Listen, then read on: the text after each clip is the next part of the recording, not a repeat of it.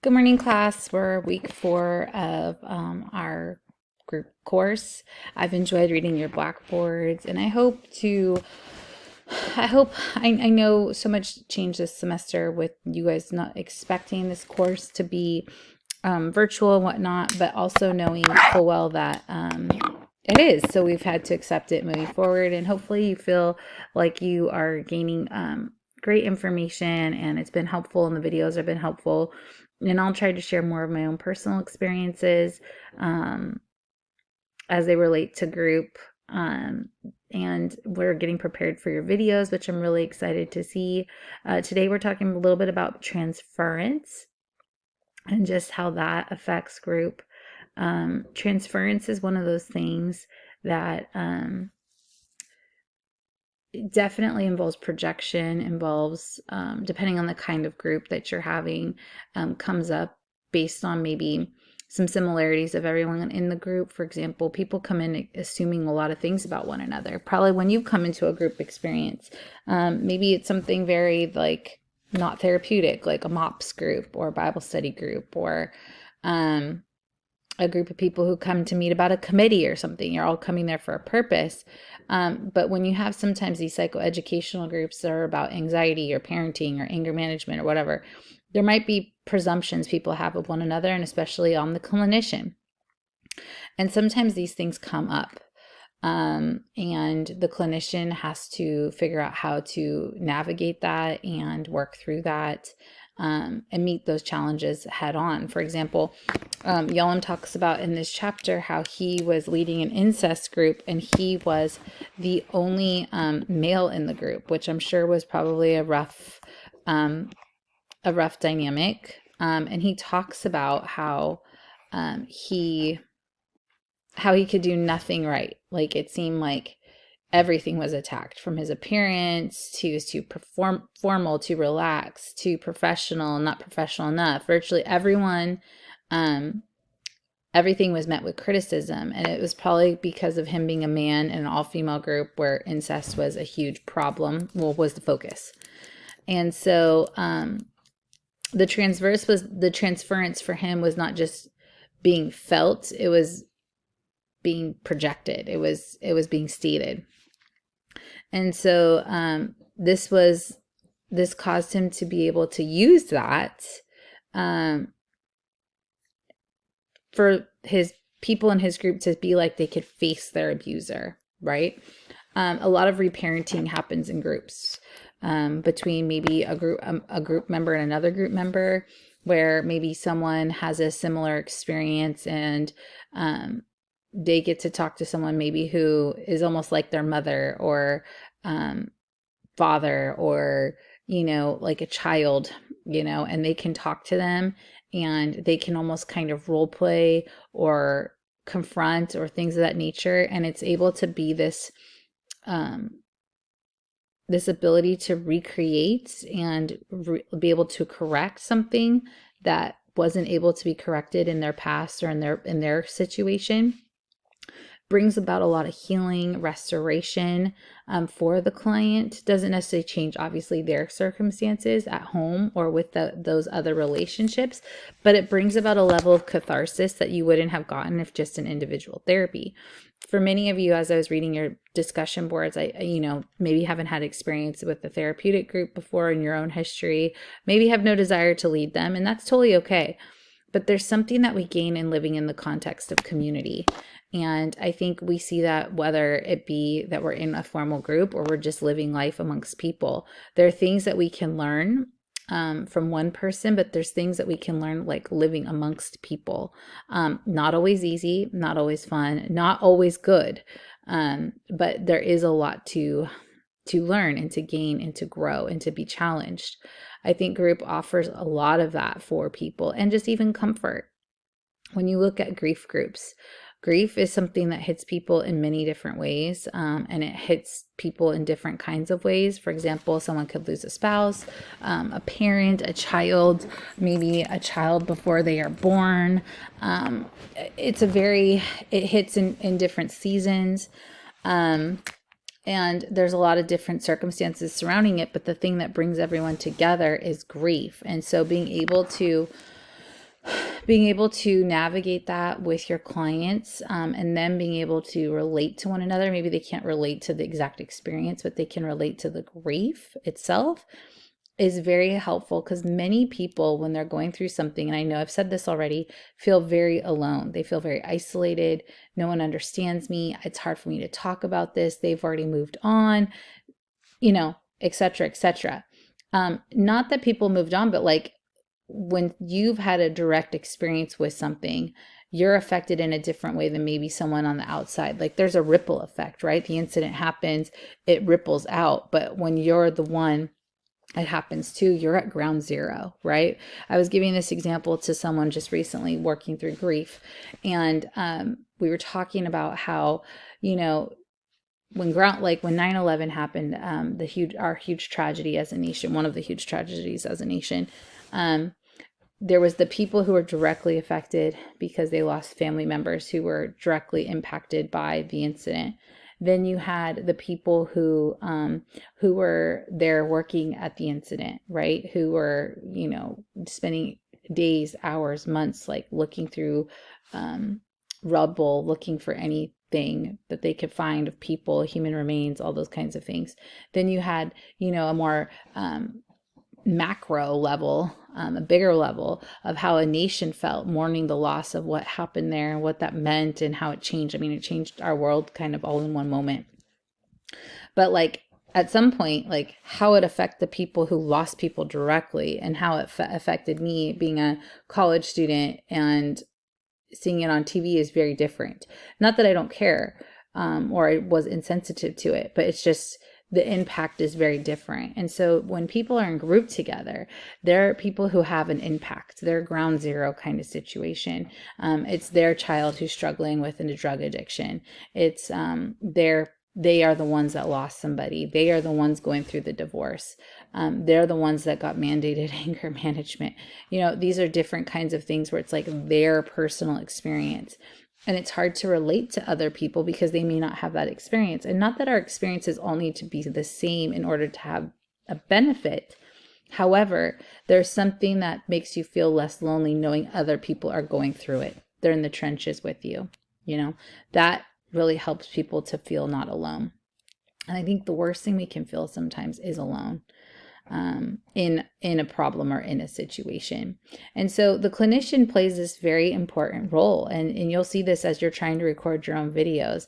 You play a very, very important role. You're trying to keep the flow going, the environment going. And so one of the things you're being asked is to maybe do an anxiety technique with them.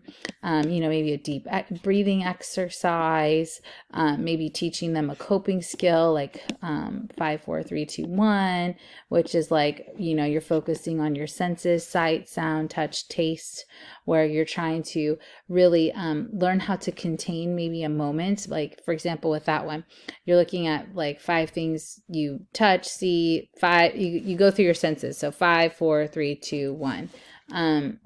Sight, sound, touch, taste. What am I missing? I think you're breathing, but you count down. I do that without doing the 5, 4, 3, 2, 1. I tell my clients to focus in on something they see, something they smell, something they can feel. That was the one I was forgetting to smell. There's something they can feel, and they don't have to count down, but just trying to be in the moment to like not focus on what's distracting them. So if you were in a group setting, you could say, hey, we're going to try this exercise together and let's talk about how we feel afterwards. So you can walk them through it. You could walk them through a meditation if you want. Something that they could do all together based on the kind of group that you're having. You're just trying to demonstrate a skill, and establish a therapeutic atmosphere. Now, if you're doing it virtually, remember, a therapeutic atmosphere might look a little different, but you still can, you're trying to figure out how to engage everyone, even if it's on a screen. And you're wanting to keep them engaged throughout the group, right? And then trying to manage, like, we don't want people talking over each other. But when you're doing the exercise, they're all kind of working on it together. Okay. And so let's say, for example, again, going back to getting in touch with our senses. Okay. Everyone, I want you to focus on this, focus on this paper I'm holding up, like what it looks like, what do you see, what colors are there, and then ask them what they're thinking about. You're walking them through that. Something like box breathing. I want you to take a deep breath, hold it for 4 seconds, exhale it for 4 seconds, inhale it for 4 seconds, exhale it for 4 seconds. You can do something like you're blowing out the candles, something where you're trying to navigate. This is a technique you could try in your everyday life, right? Because that's something that we do in group. We try to give people opportunities to take things home and work through them, which is helpful, but again, important thing is understanding that this is a video, so this may not come up in your video, but when it comes up in an actual group transference, not to be scared about it, not to be intimidated, not for it even to be personal, because I think so often some of this stuff has nothing to do with us and everything to do with our group members and what's going on with them and where they're at. And trying to understand that some of it is obviously irrational, but it's based off of, their own individual issues with situations, and you're just the person that's safe enough that they can bring it out with. And so you're just going to take that and foster that hopefully to an advantage, and or confront it and work through it. Confrontation's scary. I know it's hard, and it feels there's a little bit more opportunity for that in a group than there is maybe with individual sessions, because you're going to see more of like some unhealthy patterns come up, because again, it's multiple people. We even see this in family, right? Like how it is with one family member, very, very different than when it's like everyone together. When everyone's together, there's dynamics, right? It's like, oh, you can feel tension, or you see issues, or, whatever that may be. Whereas if you just had one of those family members one-on-one, you're not going to have that same, situation. And so, trying to make sure that as a clinician, that you're like, again, in control of that, not taking it personal, but using it hopefully to a therapeutic advantage. And your own transparency, you might talk about situations. Maybe what draws you to the group is the fact leading group is your own experience in group, and that's fine. You just want to make sure you're being mindful of how much you're sharing. You want to make sure it's beneficial to the group. It's something you want to make sure is useful, and it's not about you as much as it is about the group and the benefit of the group, right? You being transparent may really help increase development in the group. It may really help in shaping group norms. It might give you more therapeutic power. It doesn't work with everyone though. So for example, like if I'm leading a group and maybe it's a group that hits close to home to me personally, there might be some talk or a level of understanding to show like I can understand their experience. I've been where they're at, but it's definitely being mindful that, again, knowing the dynamics, knowing how useful that information may be, and knowing too, like that it's not clear and cookie cutter, because there's many times you lead groups and you have none of those personal experiences, but that doesn't devalue your ability to contribute to the group, to lead the group. And I don't want you to be afraid, well, I've never been an addict, I can't lead a rehab group. Well, that's not true. You could. When we have a doctor and we want to get medicine, we're not like, hey, have you had a sinus infection recently? Are you capable of like helping me? We're like, just help me, So I don't want you to have those fears. Like, I've never had these life experiences. Like, am I able to? That doesn't disqualify you. Just for some of you, that's what might make you passionate about what you do. We just don't want to escalate things, and just making sure that we're not making it about us. So I have a clinician right now. She does grief share. She leads grief share. Not necessarily in my practice, but she does outside of the practice. And she got involved in grief share because of her own grief. She lost a family member and that hit her, and she decided to join the group. And as a result of it, she's now leading group. But that doesn't disqualify her in the sense of like, she probably shares, I'm sure, like her own grief, and she can talk about that. But the group is not about her journey as much as it is she's had the journey. Right. And sometimes just for people knowing that gives them peace, that gives them some level of feeling understood without even really doing a whole lot.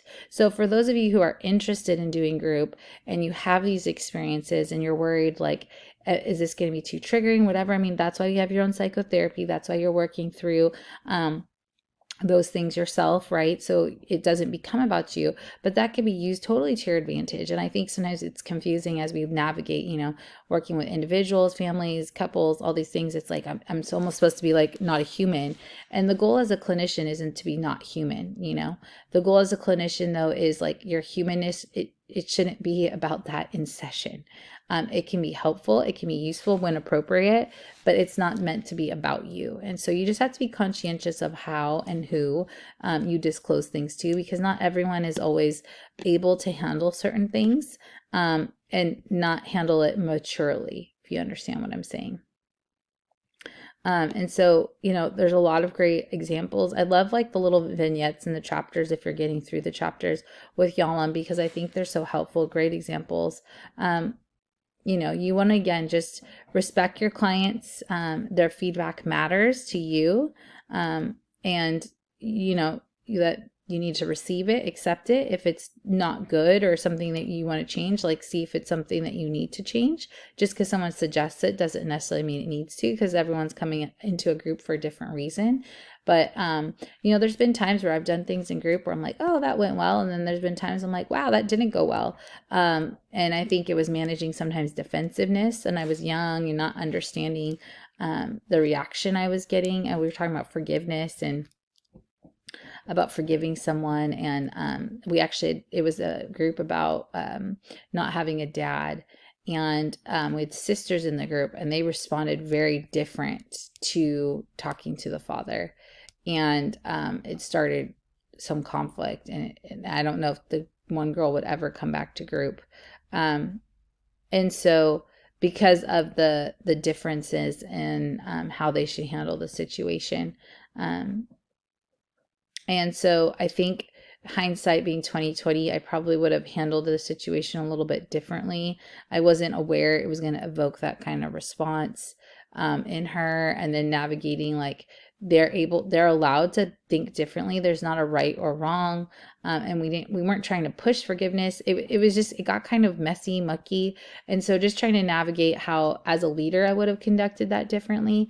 Luckily, I think the person still continued in individual therapy, so they weren't not in therapy any longer, but it definitely evoked an emotional response, right? And so just being able to maintain those emotional responses, being able to work through them, and that's where I think I failed, is I didn't work through the emotional response well, is important. And I'm not going to say you're not going to have those moments where it's going to be tense and uncomfortable and not know what to do. I mean, we're all learning, growing, even for me, like no one's perfect. But I think it's figuring out, okay, how can I work through this for the betterment of for the individual and or for the group and or for myself? Like if they're being critical of me, and assuming it's constructive criticism, and maybe you talk with your group co-leader with it, if you're not by yourself, maybe that evokes an opportunity for you to change, and to grow. There's nothing wrong with that. We want to grow. We want to get better. We want our clients to be able to be honest with us so that they get the best experience that they want, for their own process. We want them to have the best experience.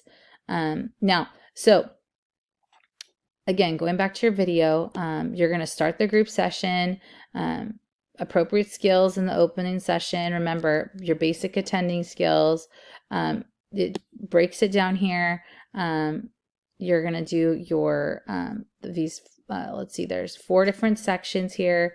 It's 45 minutes. Don't go over 45 minutes. I don't need it to be an hour and a half, because I'm not going to watch it beyond 45 minutes. Please know it's going to take me a little bit of time to grade and all those things. So please be patient with me. But again, we just want you to demonstrate appropriate skills, do a task.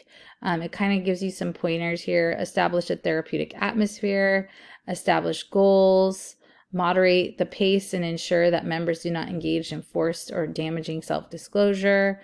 We want to end well. You want people to remain engaged, so make sure you got your good actors, okay? And then you just want to close the group, okay?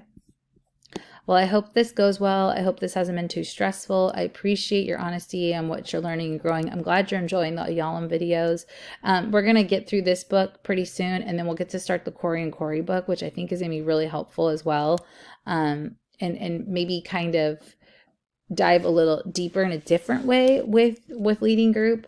And I think you're really going to enjoy it. So I wish you all the best. Have a great week. See you soon.